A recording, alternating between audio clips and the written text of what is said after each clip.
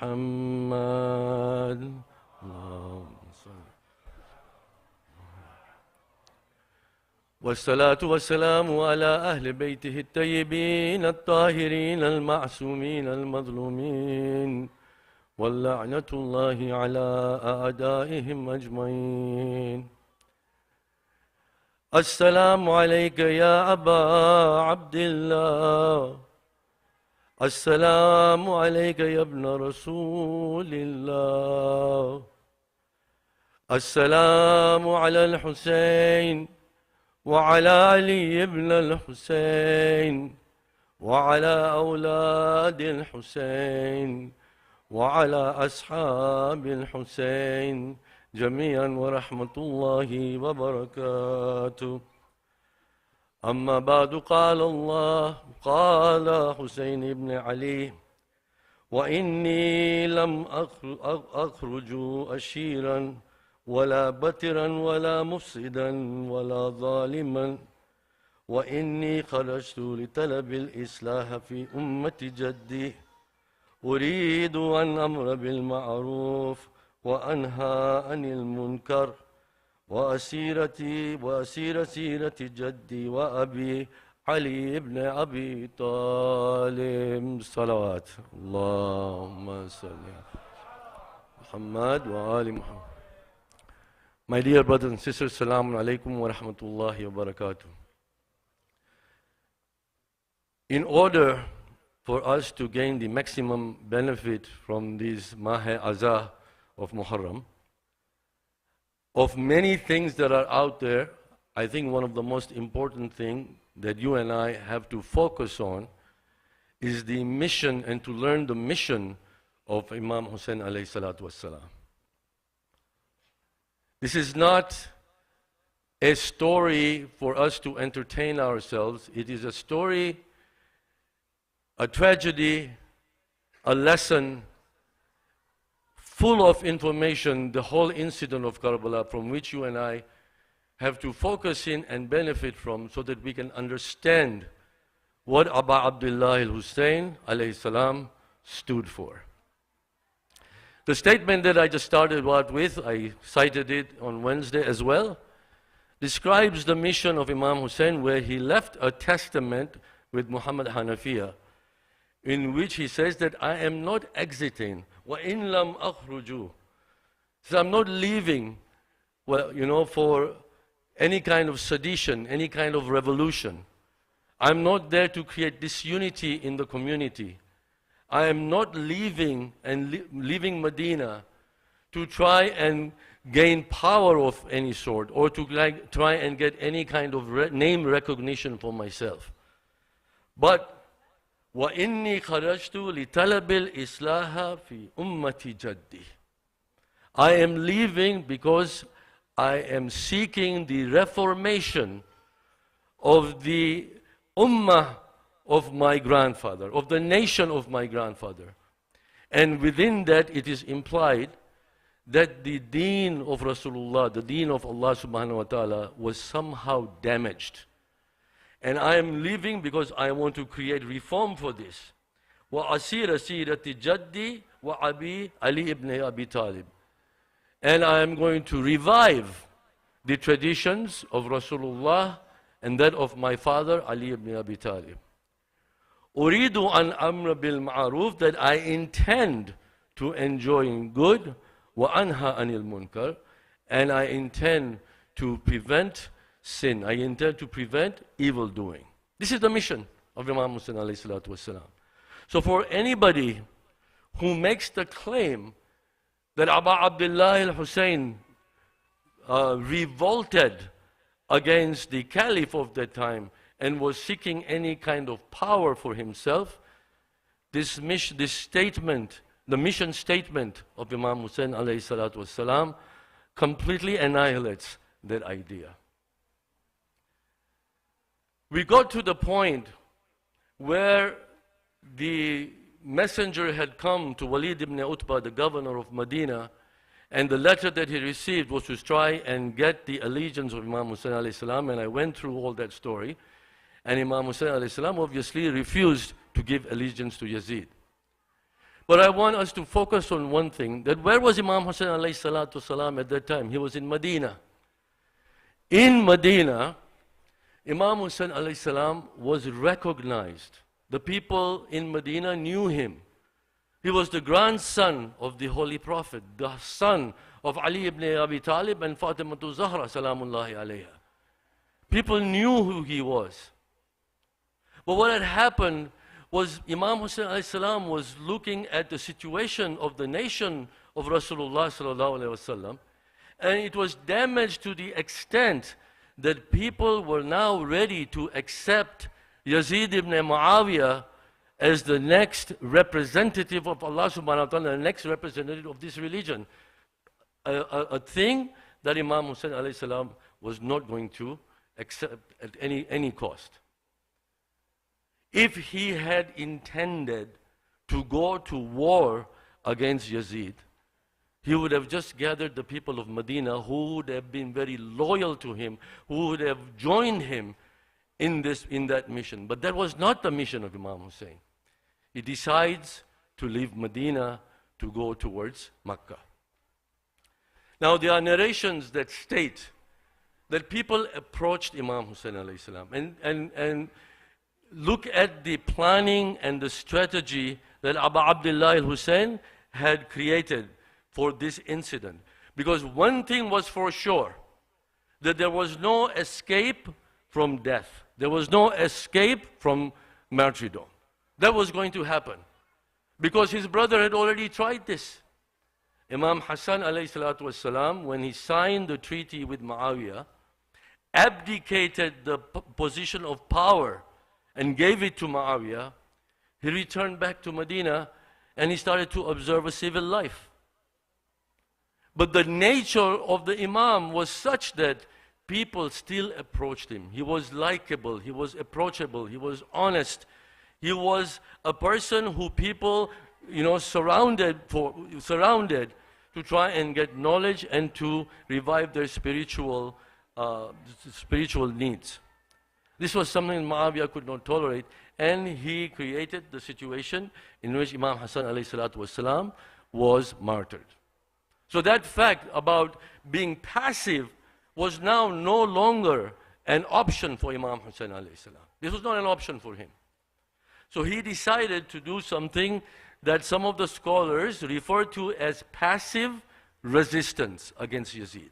He was not going to go to war, but he was going to resist giving allegiance to Yazid. So when he was leaving, people came to him, said, "Oh, Abu Abdullah." And Imam Hussein alayhi salam gives them the reason why he's leaving.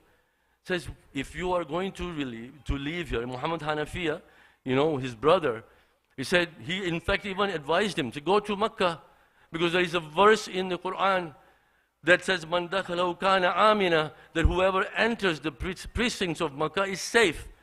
So he was advised to go to Makkah. But then he asked this question, why are you taking the women and the children with you? What is the purpose of taking Sayyidah Zainab, your wives, your nieces, and your nephews on this mission? You can escape. They want you. Why are you taking their family with you to Makkah? And Imam Hussein alayhi salatu wasalam responds to this question and says, perhaps it is decreed that my family, the women of Ahlul Bayt alayhi salatu wasalam, should be taken as captives, which was the plan. When Imam Hassan alayhi salam was martyred, people did not revolt. People did not go against Muawiyah at that time. There was silence. Nobody said anything. So the mission of Imam Hussein alayhi salam was, if I am going to give up my life, it's going to have an impact on the Muslim nation. It has to revive this nation. People will need to arise. So I am going to go to a place and I'm going to plan this martyrdom of mine in such a way that people will recognize the cruel way in which the grandson of the Prophet was killed by those people who claim to be Muslims.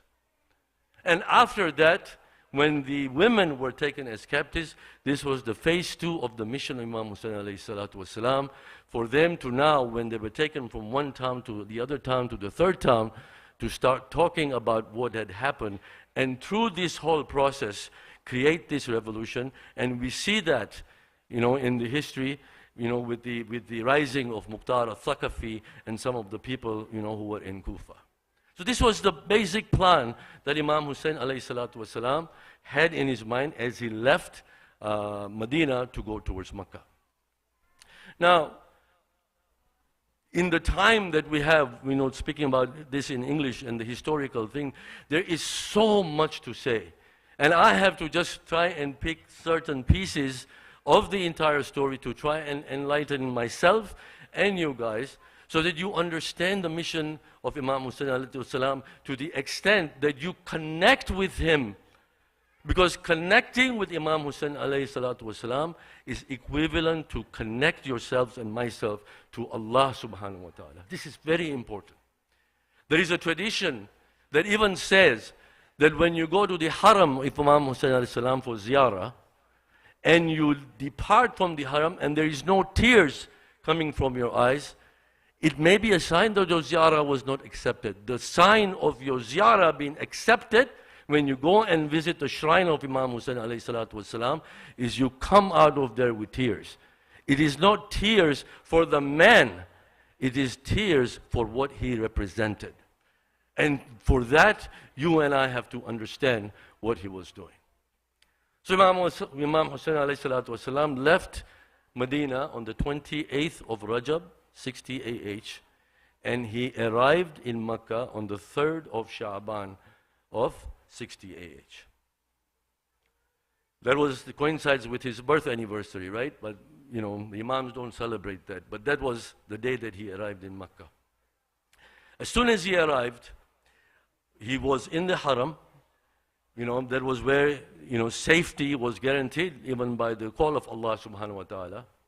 People were gathering around him. People were coming to learn from him. Abdullah bin Zubair, the person that I spoke about on Wednesday, was also with him. He had no intention, by the way, of seeking the advice of Imam Hussein to uplift himself spiritually. He was a person whose plans were something else, and we see that in history later on that he claims to be the caliph, and that story is for another time. But people were gathering around Imam Hussein alayhi salatu wasalam, and news arrives to Imam Hussein that there is a plan that is going on by the people of Yazid to, even if needed, to martyr him in the precincts of the Haram in the Kaaba. That was what was going on. By then, letters were coming from Kufa. People in Kufa had realized that Yazid bin Muawiyah had taken the governorship role, had taken the reins of the caliphate, and they were rejecting it. And they felt that Imam Hussein alayhi salatu wasalam now was going to be their savior. Narrations say that thousands of letters from people of Kufa were written to Imam Hussein. So, Ya Aba Abdullah, we don't accept Yazid as the next caliph. You are the one who deserves to be our leader. Come to Kufa, we will join you, we will rise up together, and we will face Yazid ibn Muawiyah, and we will take over the reins of the ruling of the Muslim empire. So these letters were coming, in droves they were coming. Imam Hussein alayhi salam, being the Imam, of course had to respond to this letter. So he assigns his cousin, Muslim ibn Aqil, and he gives him the authority to go to Kufa and to see if the situation in Kufa was such that these letters that people were sending to him, were they being truthful? Is this real? Can I rely on these people of Kufa? So Muslim ibn Aqil, during the month of Ramadan, 60 AH, leaves Mecca. The historical narration says that he first goes to Medina, he goes to Masjid al-Nabawi, he bids his family farewell, he takes some guides with him, and he heads towards Kufa. On the way to Kufa, they lose their way. Eventually, Muslim ibn Aqil arrives in Kufa. And he goes to the house of Mukhtar al-Thaqafi. He was told that Mukhtar al-Thaqafi, who is related to Bashir ibn Nu'man, Nu'man ibn Bashir, who was the governor of Kufa at the time, they were related to each other, and Mukhtar was very loyal to the Ahlul Bayt alayhi salatu wasalam, and you would be safe in the house of Mukhtar al-Thaqafi. So Muslim ibn Aqil, he goes and stays at the house of Mukhtar al-Thaqafi. People welcomed him. They came in droves to him. You know, they were very high-spirited. Oh, the representative of Abu Abdullah is here, and he has actually acknowledged us. So they went to him excited and started to give allegiance to Abu Abdullah al-Hussein in the hands of Muslim ibn Aqil. Muslim ibn Aqil was excited, and he immediately sent somebody with a message to Hussein ibn Ali, Imam Hussein alayhi salatu wasalam, and he says, the people of Kufa are ready for you, Yabna Rasulullah. He said that almost 18,000, some narrations say 25,000 people came and gave allegiance to Muslim ibn Aqil and promised him that they would side with Imam Hussein alayhi salatu wasalam. By then, the Nu'man, Bashir ibn Nu'man, the governor at that place, you know, he was being informed that, listen, okay, you are the governor who is a representative of Yazid bin Muawiyah. Look at what's happening in Kufa. You know, take some action. You know, but the governor at that time, he was kind of a soft person. He wasn't doing what was necessary. And one of the people who are in favor of Yazid sends a messenger to Damascus, to Yazid, and says, you know, if this guy is going to be the governor, you're going to lose Kufa. Because people are surrounding Muslim ibn Aqil, and they are gathering in large numbers, you know, against the government of Yazid. So Yazid then sends a letter to Basra. This is how now Ubaydullah ibn Ziyad comes into picture, where Ubaydullah ibn Ziyad was the governor of Basra. And he says to him, go to Kufa immediately and take care of this situation that is going on in Kufa. So Ibn Ziyad immediately takes off from Basra and he heads towards Kufa. The description that we get from the narration, because the excitement for having allegiance with Imam Hussein was spreading amongst the people. And he was also kind of afraid for his life. So he disguises himself. He wears a black turban and he puts a cloak around him and he covers his face as he is traveling from Basra and headed towards Kufa. Nobody knew who was on this horse as he is approaching Kufa. People thought that Imam Hussein alayhi salatu wasalam was arriving in Kufa, and they went and they started welcoming this person who was now going to take over the reins of the governorship in Kufa. When the time came when Ibn Ziyad realized that, okay, I now need to reveal myself, he took off the face covering that he had, and people were shocked, saying, oh my God, Ibn Ziyad is here now. And he started to take action against those people who had sided with Imam Hussein alayhi salam, by killing them and by putting them in prison and taking all kinds of necessary steps of persecution against those people. Here, Muslim ibn Aqil now, he was already in the house of Mukhtar al-Thaqafi, and he found that it was now necessary for him to come out of the house of Mukhtar al-Thaqafi and go to the house of one of the other loyal people of Imam Hussein alayhi salam by the name of Hani ibn Urwa. And he goes there and he stays with Hani. Now I want to talk about one incident that I think you and I can gain a lot from in terms of the discipline of those who follow the deen of Rasulullah and Allah subhanahu wa ta'ala, who are obedient to Allah subhanahu wa ta'ala. While he was at the house of Hani bin Urwa, Ubaydullah ibn Ziyad, who knew Hani ibn Urwa, and they had some sort of associateship with Hani bin Urwa, decided and he announced that he was going to go and visit Hani bin Urwa as he was sick. The people that were surrounding Muslim ibn Aqil said, this is your opportunity now. When Ubaydullah ibn Ziyad comes to Hani ibn Urwa's house, this is your chance now to assassinate him, to kill him. And Hani ibn Urwa himself was involved. And he said to him that when Ubaydullah ibn Ziyad is by my bedside, I am going to say, quench my thirst. And when you hear me saying, quench my thirst, come out of hiding and kill Ubaydullah ibn Ziyad. This happens. Ubaydullah ibn Ziyad comes to the house of Hani ibn Urwa and is visiting him. Hani ibn Urwa is lying on the bed and he shouts out, quench my thirst. Quench my thirst. I'm really thirsty. Quench my thirst. And he's looking around. Nobody's coming. He shouts out and he laments. Somebody, signaling to Muslim ibn Aqil that this is your chance. Come out and kill him. There's nobody shows up.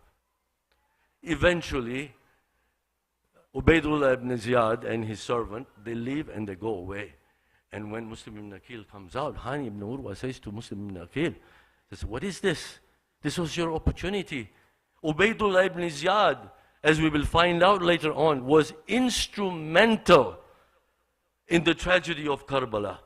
He was sort of the person who was guiding the army and sending troops to Karbala. He was giving the orders to Umar Asad and Shimr and all of these guys to do what they did. So killing him would be like taking the roots off, and letting the people of Kufa become safe again. So when he was asked, why didn't you come out of hiding? He says, this is not the way of our deen. Trickery and playing these kinds of tricks to achieve, because Ubaydullah ibn Ziyad had not yet done anything to deserve the killing.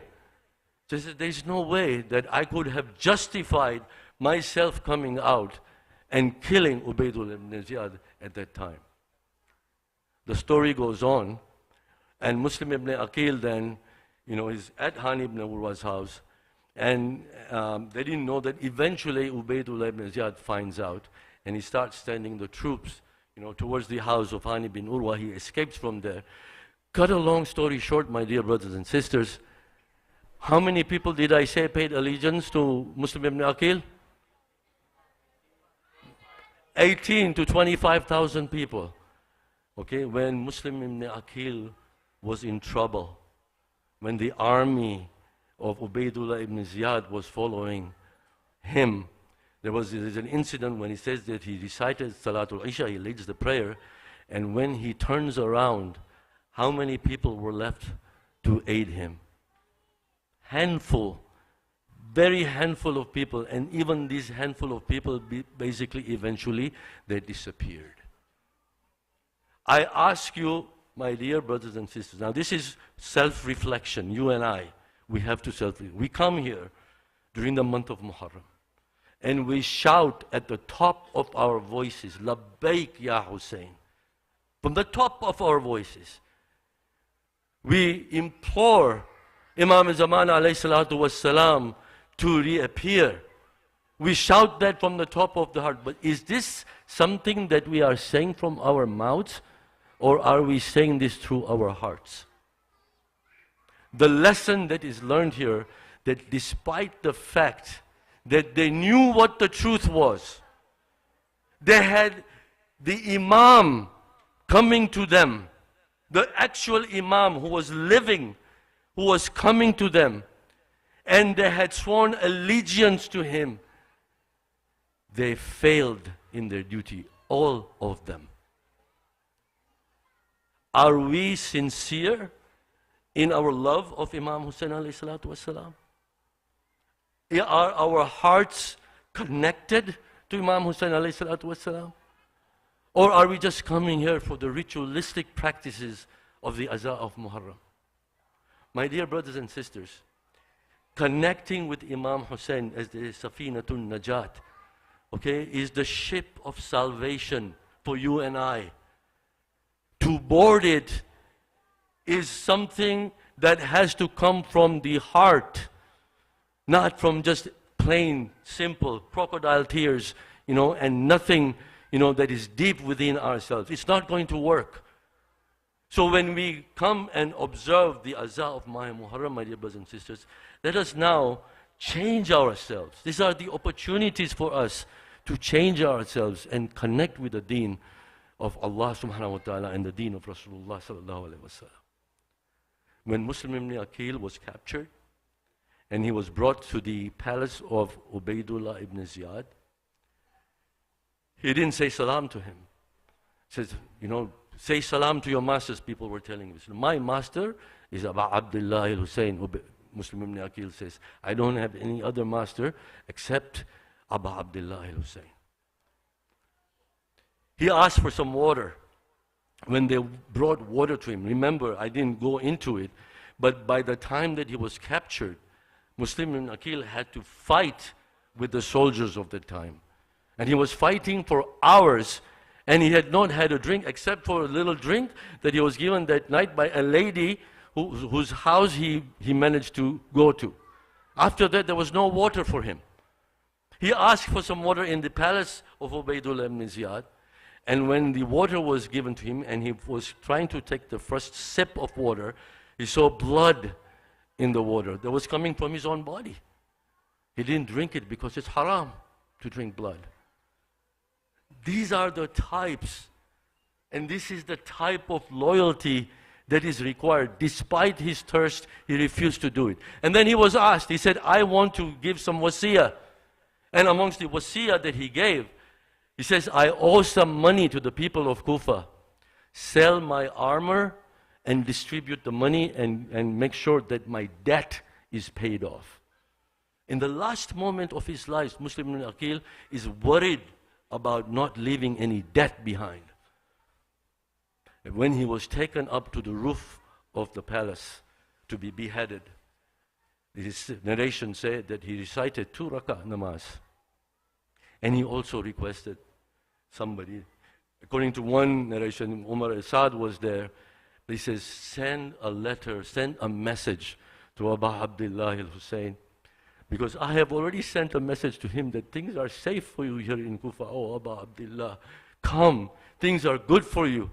But now that this is what is happening to me now, I want to send a message to Abu Abdullah and change this message because things are not safe in Kufa. Muslim ibn Aqil was beheaded and he was thrown over the roof and he landed there, and some terrible things happened with his body.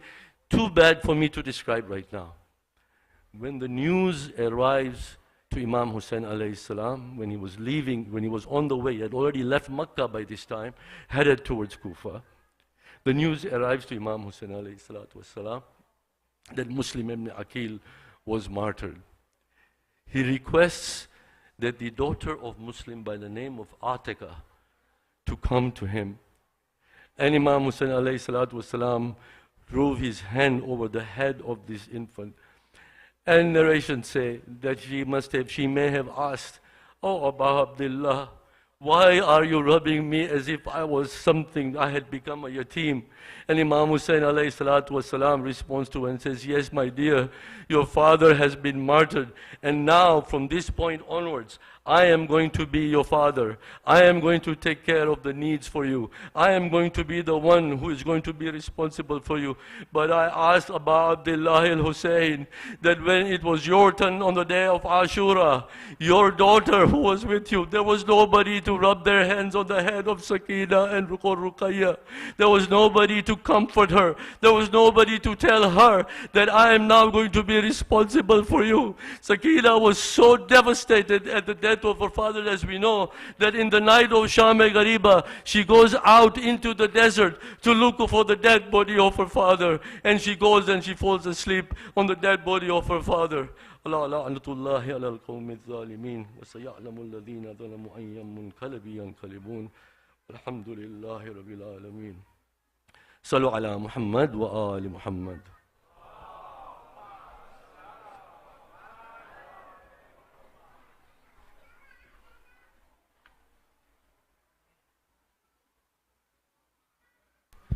Can I please request the brothers to please move forward so we can start with Majlis inshallah Baradaraga kama ke pesh tashrif bearin bidar mesha inshallah sawabash bahrama inshallah.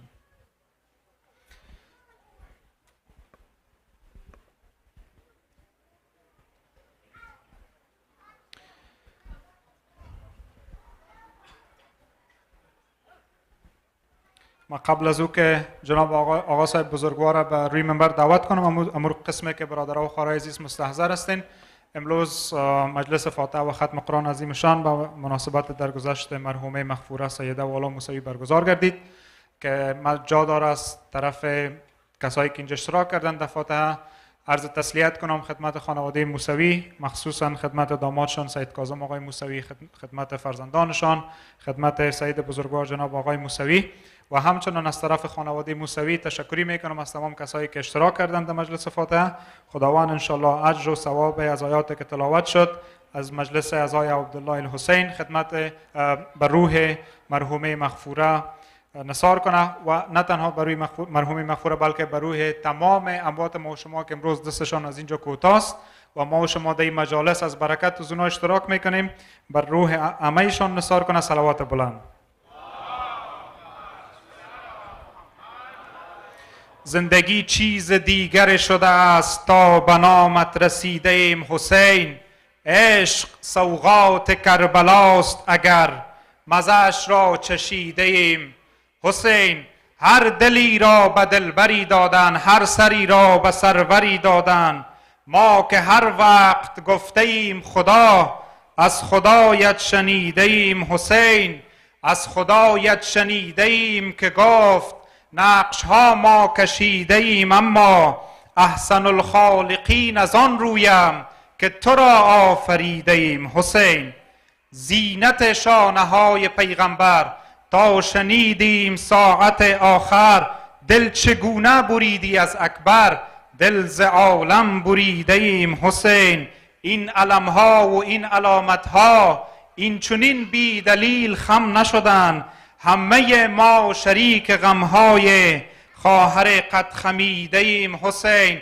تن بی دست مانده سقا دیده ای وای از دلت آقا، در عوض ما کنار هر آبی عکس دستی کشیده ایم حسین. شاعر با نگاه پاییزی و دو چشم بهاریم خندید، چه بگویم که اشک ما از چیست، چه بگویم چه دیده ایم حسین. که بر حبیب خدا ختم انبیا صلوات، به سر بریده صحرای کربلا بلند صلوات. از جناب سید بزرگوار حجت الاسلام و المسلمین دکتر سید جواد سجادی خواهش میکنیم که برای منبر تشریف بیارن با ذکر صلوات بر محمد و آل محمد.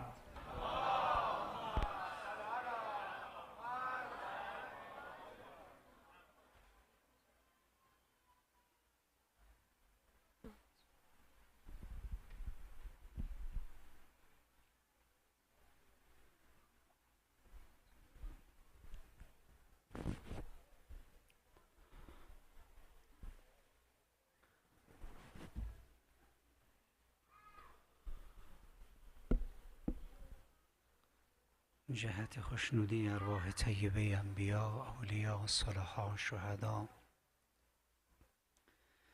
اخصاً شهدای کربلا و از برکات و فیوزات ذوات مقدسهشون، جهت خوشنودی ارواح مؤمنین و مؤمنات، همه حقداران، والدین، ارواح اموات جمع حاضر و مخصوصاً مرحومه تازه درگذشته مرحومه بانو سیده والا موسوی و تسلی خاطر فرزندان و همه بازماندگان و قبولی محافل و مجالس نورانی و معنوی.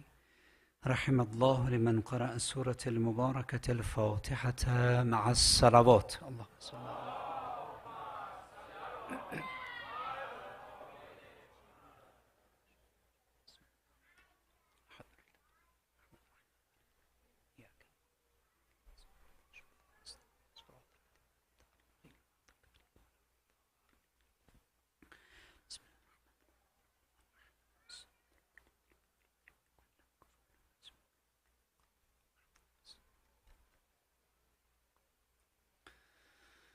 لا حول ولا قوة إلا بالله العلي العظيم. أفوض أمري إلى الله إن الله بصير بالعباد حسبنا الله ونعم الوكيل نعم المولى ونعم النصير باسم رب الشهداء والصديقين قاسم الجبارين ومبير الظالمين الحمد لله الذي جعل الحمد مفتاحا لذكره وسببا للمزيد من فضله ودليلا على آلائه وعظمته ثم الصلاة والسلام على أشرف الأنبياء والمرسلين سيدنا ونبينا وطبيب نفوسنا رحمة للعالمين أبي القاسم المصطفى محمد اللهم صل وعلى أرواح أهل بيته الطيبين الطاهرين المعصومين الذين أذهب الله عنهم الرجس وطهرهم تطهيرا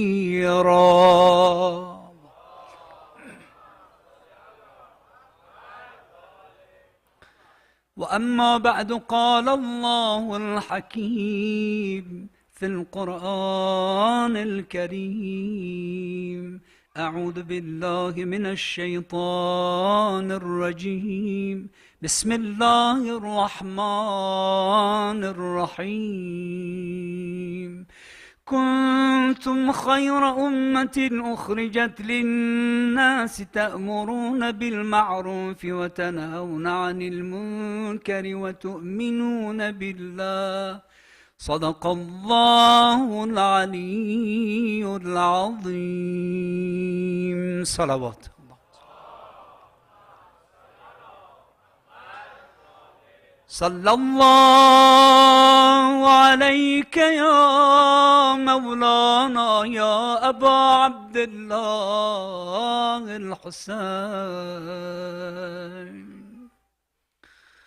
وعلى الأرواح التي حلت بفنائك عليكم منا جميعا سلام الله أبدا ما بقيت وبقي الليل والنهار ولا جعله الله آخر العهد منا لزيارتكم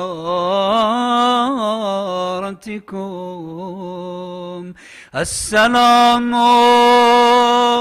على الحسين وعلى علي بن الحسين وعلى أولاد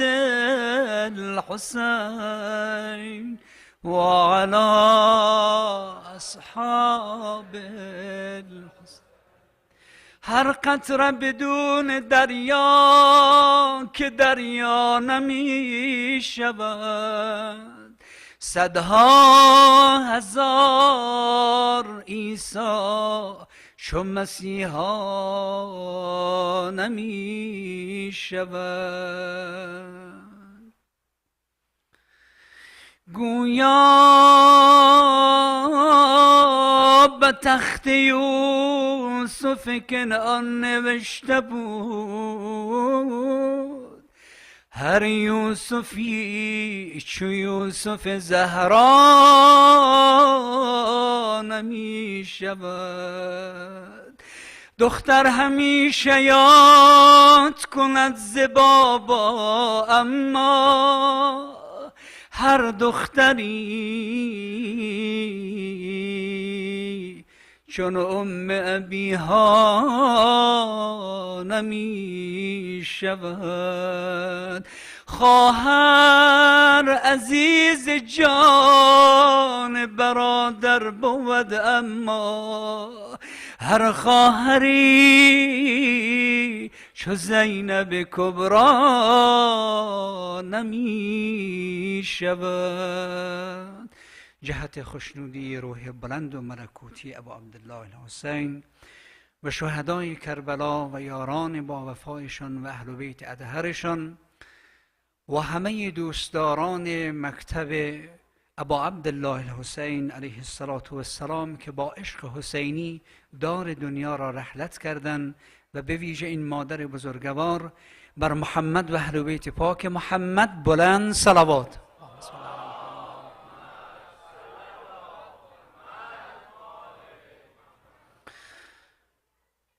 الحمدلله از محضر دوست و برادر دانشمندمان جناب دکتر صاحب شکیل استفاده کردیم.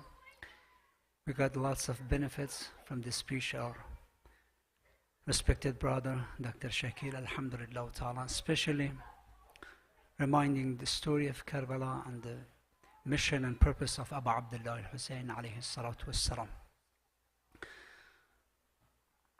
شب گذشته در رابطه با چرایی و فلسفه و حکمت برپایی مجالس و شاعر حسینی قدری صحبت کردیم و همچنان در رابطه با موضوعی که در این بخش از محرم در محضر شما عزیزان هستیم، لحظاتی هم در رابطه با دستاوردها و آثار و برکات نهضت سید الشهدا علیه السلام سوالاتی را محضر شما عزیزان مطرح کردیم.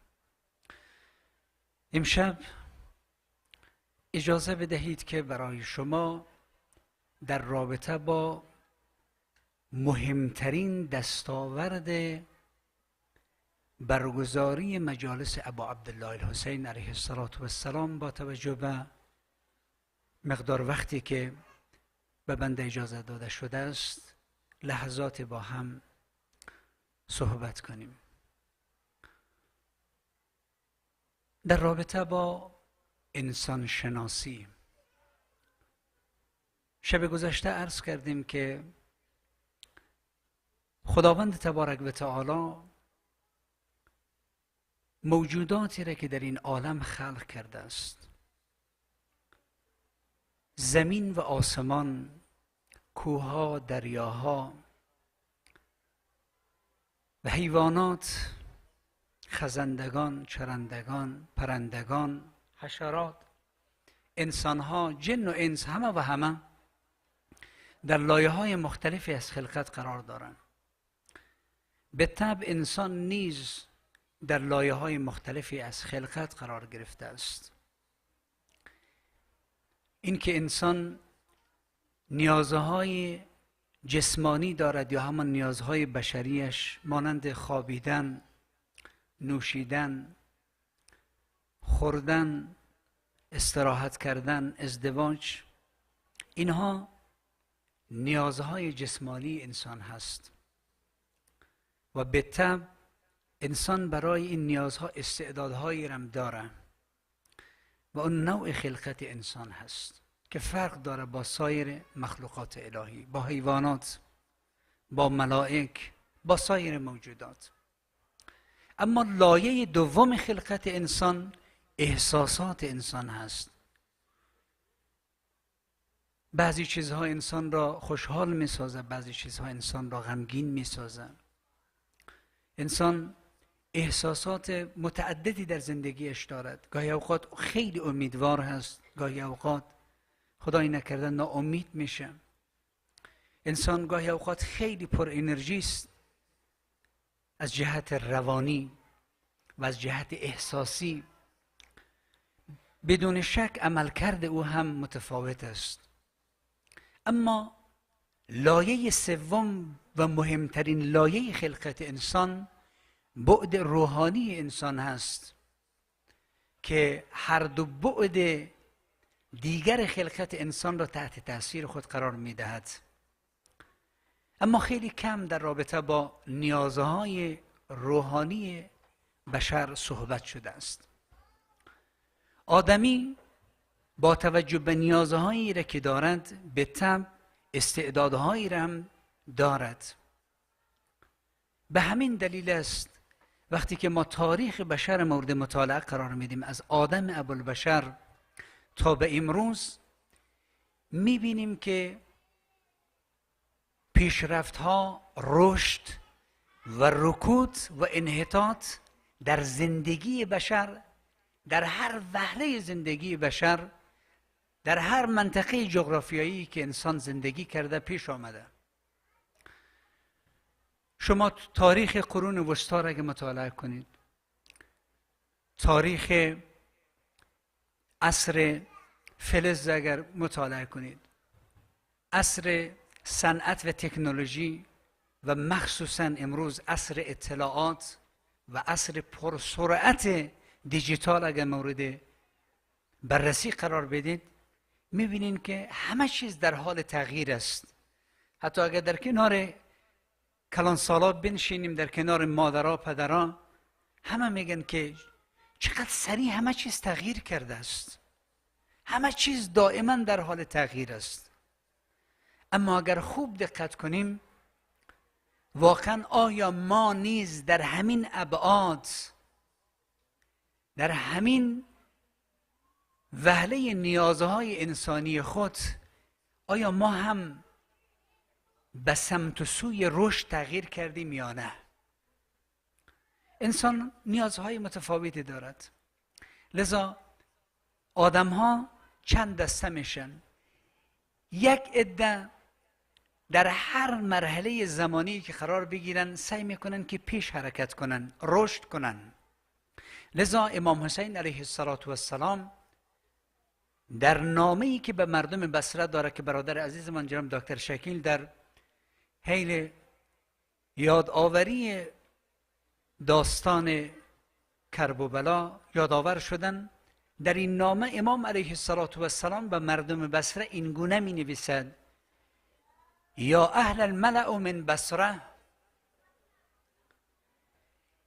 ان سنت قد امیتت و البدعة قد احیت ان تسمعونی و تطیعونی اهدکم سبیل الرشاد.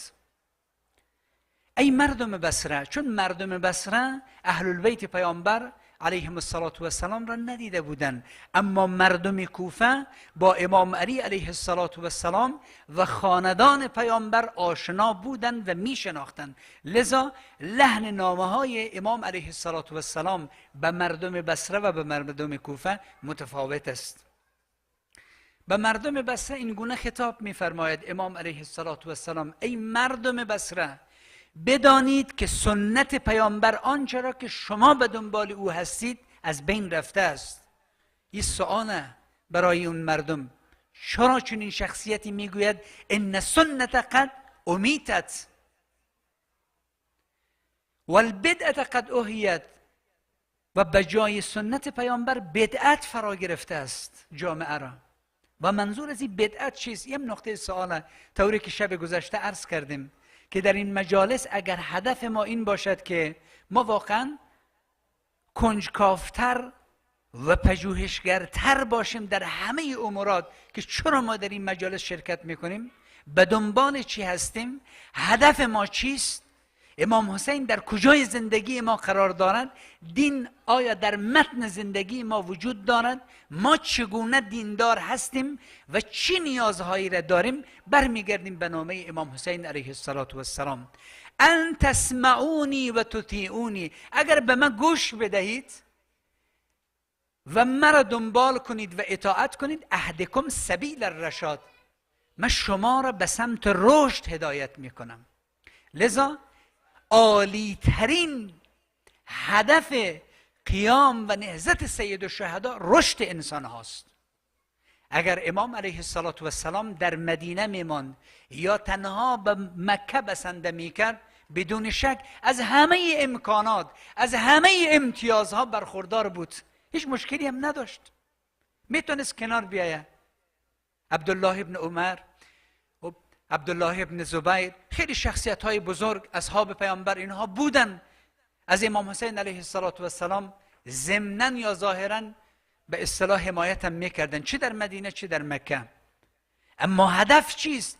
هدف حسین ابن علی علیه السلام زنده کردن دلها یا همان تفکر مردم است که به سمت رشد پیش بروند. لذا برای همین است که شب گذشته عرض کردم آنتوان بارا که یک مسیحی است، در آن یادداشت است از آن دوست که اهل سنت بود، آن بزرگوار مرحوم شیخ حسن حسون که کتاب دورة المنبر الحسینی را نوشته که حسین ابن علی شیعانی، حسین مرا شیعه ساخت و معنای کلمه شیعه یعنی پیروی از مکتب حقیقتگران، مکتبی که به دنبال حقیقت است و آن حقیقت علی ابن ابی طالب علیه السلام. صلوات ختم کنم.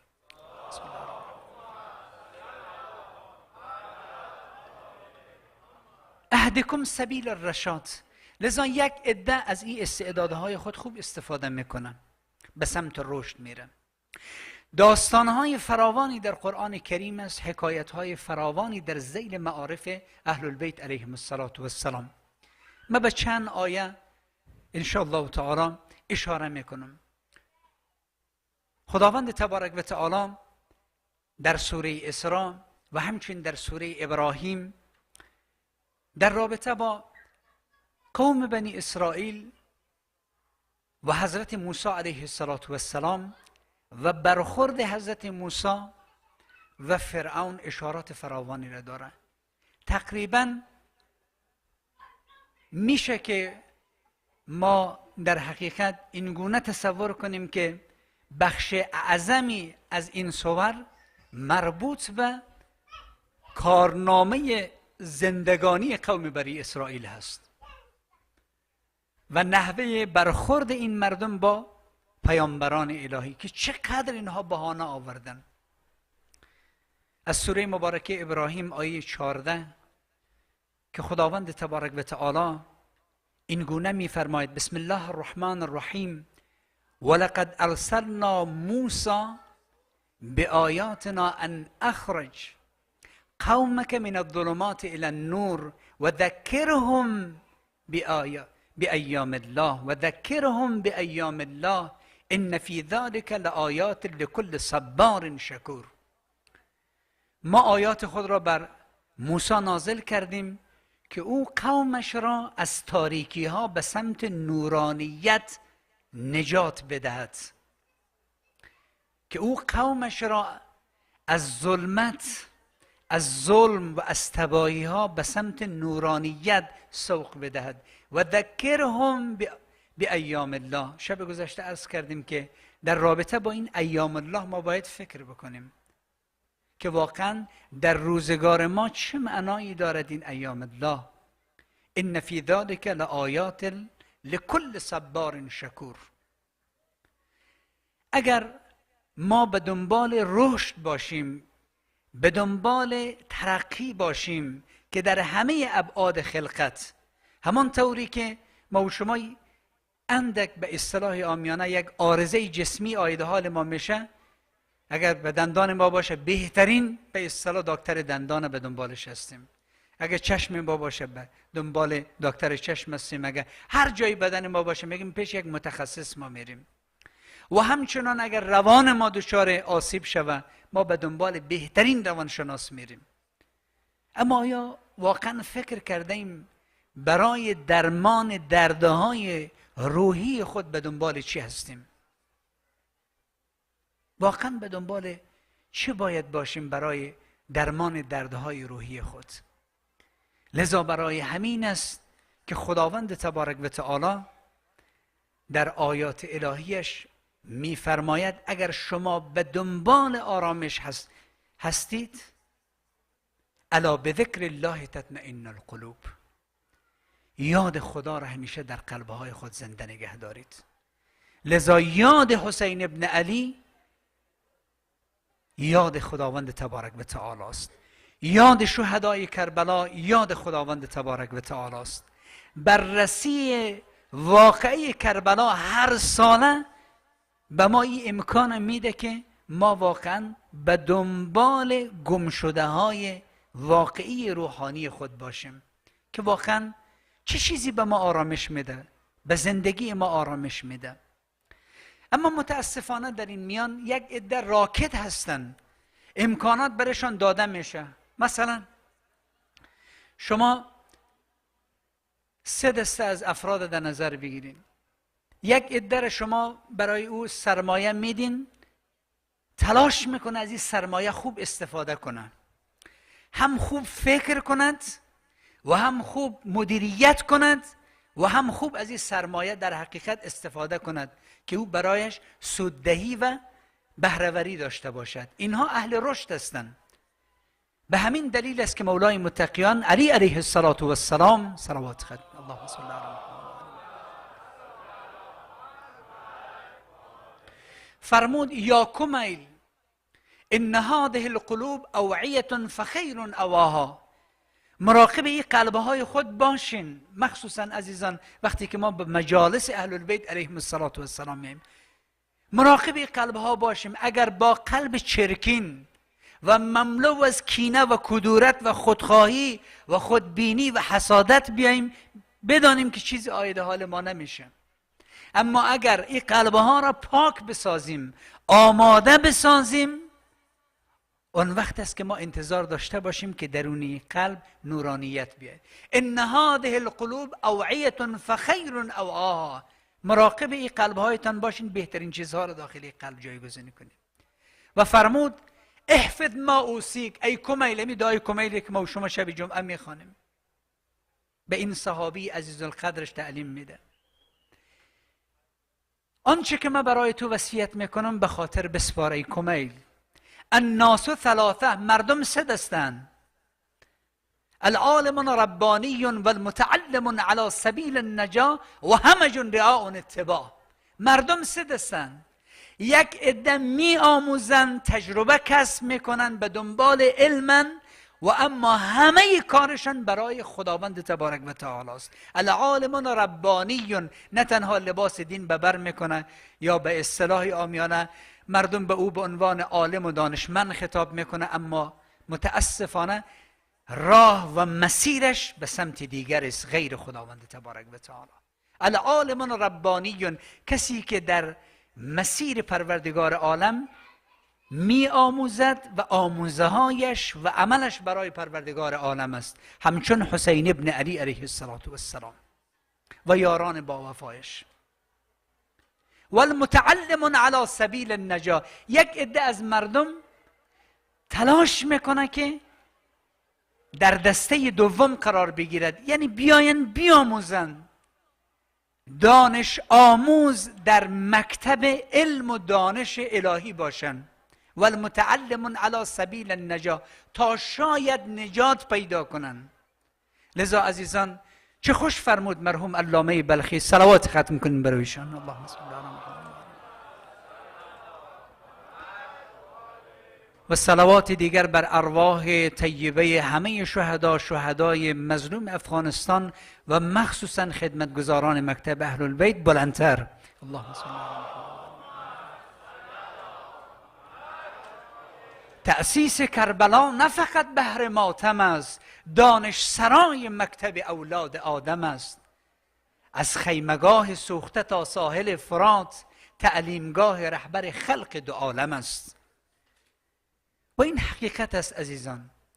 وقتی که در دستگاه امام حسین علیه السلام و در دانش سرای امام حسین علیه السلام ما قرار میگیریم، حد اقلی انتظار ما این است که ما چیزی بیاموزیم برای نجات. که چرا پیامبر فرمود ان الحسین مصباح الهدى و سفینه النجاة.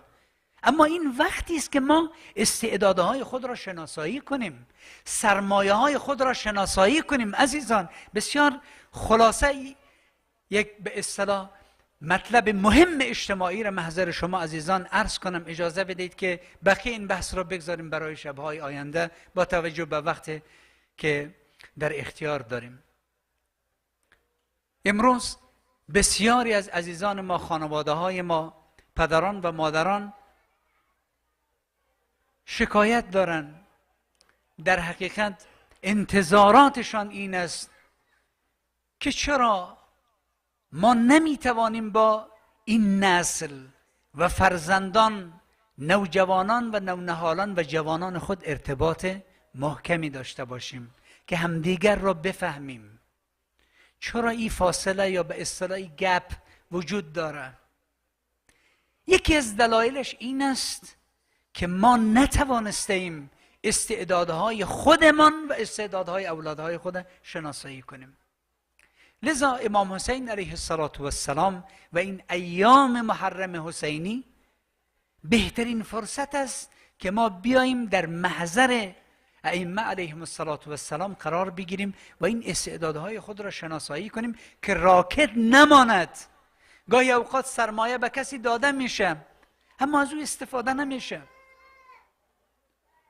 متاسفانه شما دیدید کسانی که کاریکاتور میکشن سعی میکنه که یک نقطه رو برجسته تر کنه. منظورش این است که فقط همون قسمت نشان بده اما دیگه قسمت ها فراموش میشه. اما عزیزان، وقتی که ما به مسجد میاییم، وقتی که ما در مجالس معارف اسلامی قرار میگیریم، وقتی که ما در محافل معارف اهل البیت علیهم السلام قرار میگیریم، همه جوانب برای ما در حقیقت به معرض نمایش قرار داده میشه.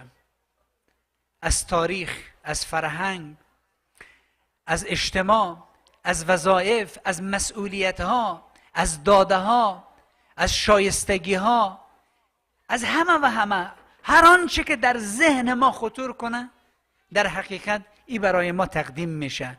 اما مهم این است که ما بخواهیم او را دریافت کنیم. گاهی اوقات شما دیده اید که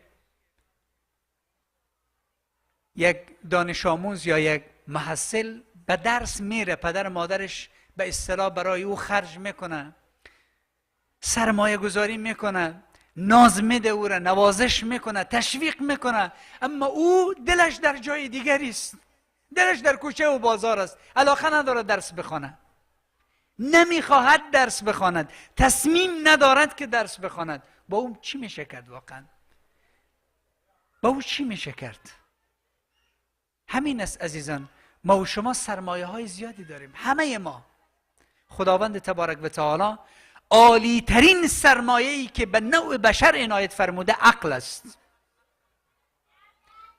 عالی ترین سرمایه انسان عقل است و عقلانیت. گاهی اوقات ما ایره در حقیقت همه ما معترفیم، میگیم خداوند که به همه ما عقل داده، اما یک عده چقدر خوب از عقل خود استفاده میکنه. اما چرا یک عده نمیتواند عقلانیت به خرج بدهد؟ چرا نمیتواند تعقل کند؟ چرا نمیتواند فکر کند؟ چرا امام حسین علیه السلام فرمود التفکر الساعة افضل من عبادت 70 سنه؟ چرا تفکر کردن و خردورزی 1 ساعت بالاتر و افضلتر و بهتر از 70 سال عبادت است؟ یعنی چی؟ ما عبادت میکنیم، عبادت بدنی میکنیم، چطور 1 ساعت فکر کردن بالاتر و افضل است؟ خوب عزیزان، به این مطالب توجه کنیم و عنایت کنیم که در محفل امام حسین علیه السلام میخوایم یک چیزی عاید حال ما شود. لذا امام علیه السلام برای انسان قرن 21 که آرام آرام به قرن 22 هم نزدیک میشیم این پیام را دارد: ان تسمعونی و تطیعونی اهدکم سبیل الرشاد. و سپس میفرماید و اما الامام الحاکم بالکتاب والقابض نفسه الى ذات الله. جان مطلب اینجاست عزیزان، همه انسان ها عقل دارن، اما آیا همه تعقل میکنن؟ آیا همه به دنبال عقلانیت هستن یا نه؟ امام علیه السلام به خیمه عبیدالله ابن حر جحفی رفت، گفت عبیدالله من تو رو میشناسم، شما به پدرم ارادت داشتید، به برادرم ارادت داشتی، شما با اهل البیت پیامبر با ما میانه خوبی داشتی، چی شده که راه خدا جدا کردی؟ امام خودش به خیمه عبیدالله ابن حر جوفی میره، اما شما ببینید جواب عبیدالله ابن حر جوفی چیست؟ کسانی که راکت میمانند و کسانی که در دسته سوم قرار میگیرند و همه جون رعاون اتباع یمیلون بكل ریح لم یستدیعوا بنور العلم ولم یلجئوا من رکن الوثیق. چرا یک عده وقتی که حق را میبینن اما کتمان میکنن؟ چرا یک عده وقتی که حقیقت را میشنون اما گوشایشان قفل میشه؟ چرا یک عده وقتی که در برابر حق قرار میگیرن باز هم عصیان میکنن، سرکشی میکنن؟ دلیلش چیست؟ ما در این مجالس به دنبال جواب این سوالها هستیم. اما عزیزان، یکی از راههایی که ما را به رشد میرساند به فرمایش امام حسین علیه السلام خدابینی است و خودنبینی. اگر ما خدا را دیدیم و خود را ندیدیم بدانیم که در مسیر رشد قرار میگیریم. اگر ما به دنبال تأیید حق و حقانیت و خوبی بودیم بدانیم که ما در مسیر رشد قرار گرفته ایم.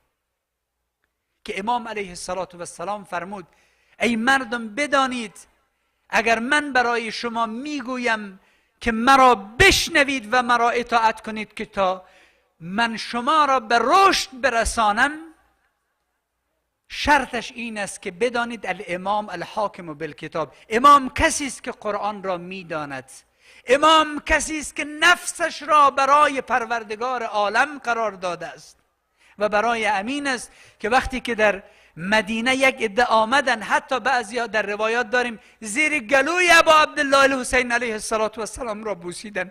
چرا؟ شنیده بودن از پیامبر که روزی فرزندم حسین ابن علی علیه السلام از این مدینه خارج خواهد شد. گویا همه فهمیده بودن. اما امام حسین علیه السلام چه فرمود؟ من برای مأموریت و مسئولیت بزرگتری حرکت میکنم و اون اصلاح جامعه است و اون رساندن جامعه به رشد است. عزیزان، ما خود ما، نفس ما، خانواده های ما، اجتماع ما، جامعه ما خالی از اشتباهات و نقص‌ها نیست. خیلی مشکلات داریم، اما اگر گوش جان سپردیم به حسین ابن علی، اگر خدا را مد نظر گرفتیم، خدا را دیدیم، خود را ندیدیم، مطمئن باشیم از این مجالس یک چیزی آید حال ما میشه. انشاءالله ادامه بحث در شب‌های آینده در محضر شما عزیزان هستیم. ذکر توسل و توجهی داریم. از همه شما انشاءالله تعالی التماس دعا داریم جهت خوشنودی ارواح طیبه شهدای کربلا. بلند صلوات.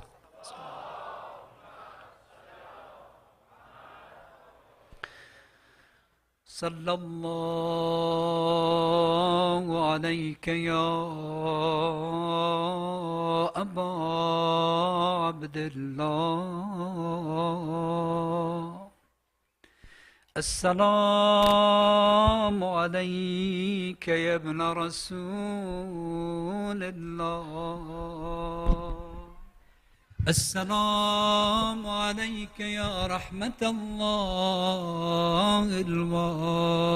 الواسعه و باب نجات الامه.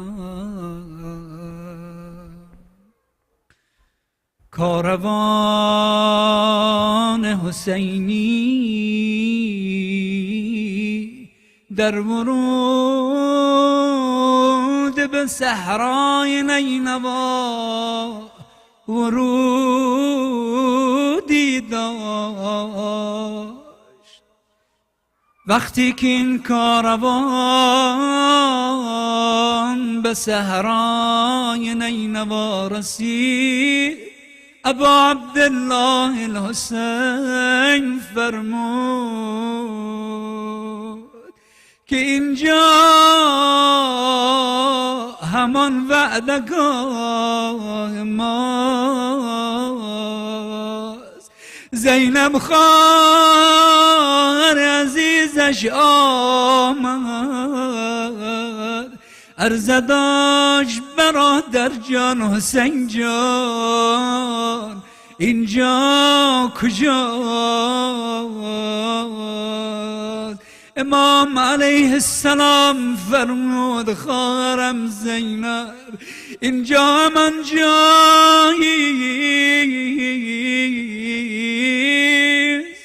که پدرم و جدم وعدش را داده بودند.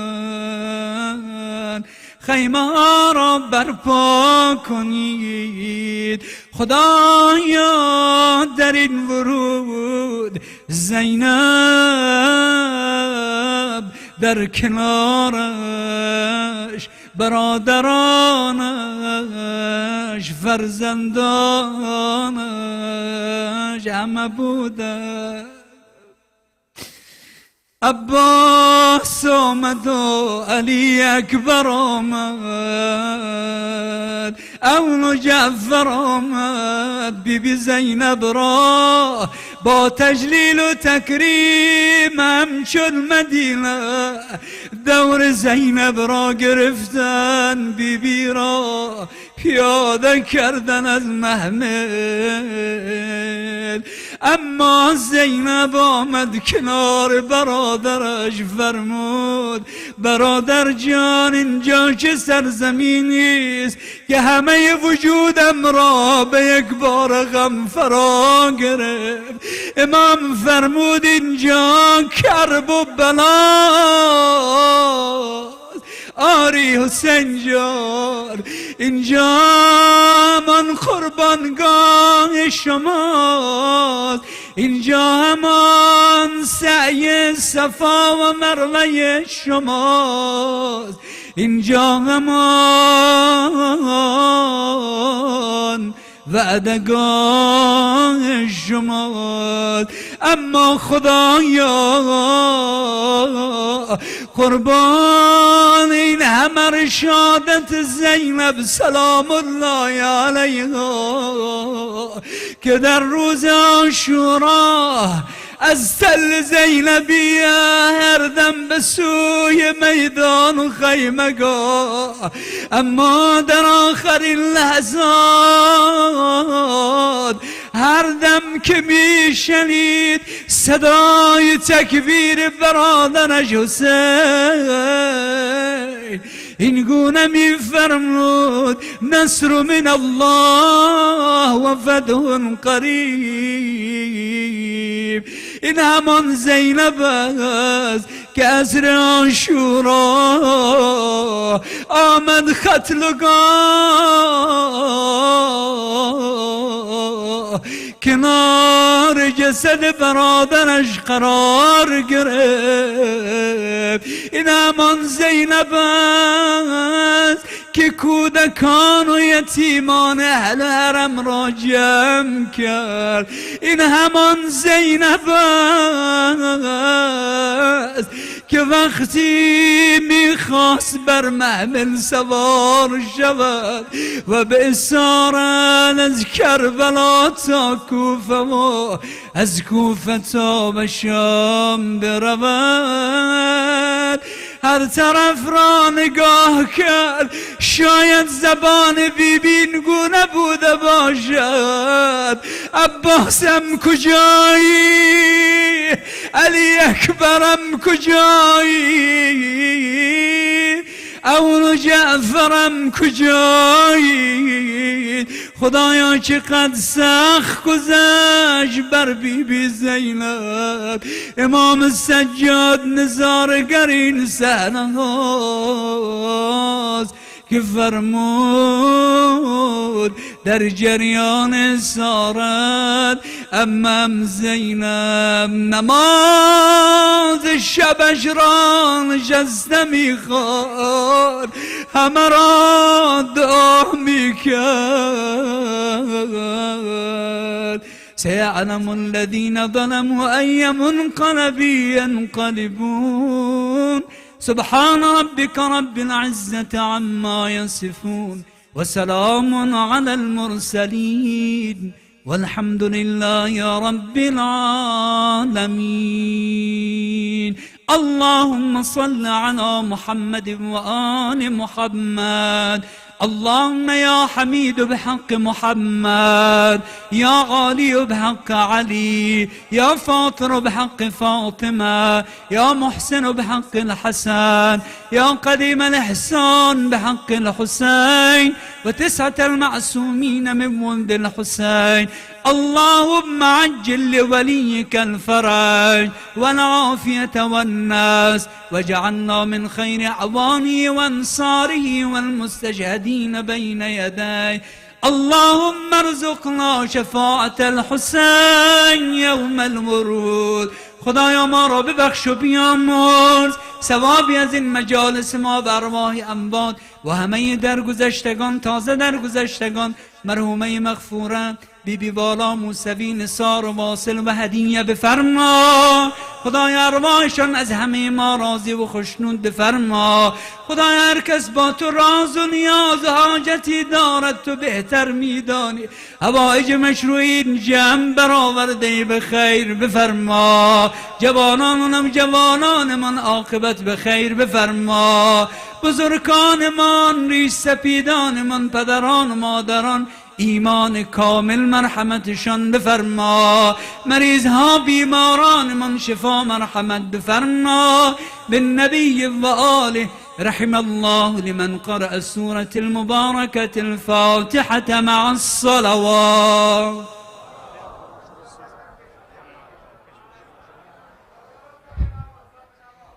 إن الله وملائكته يصلون على النبي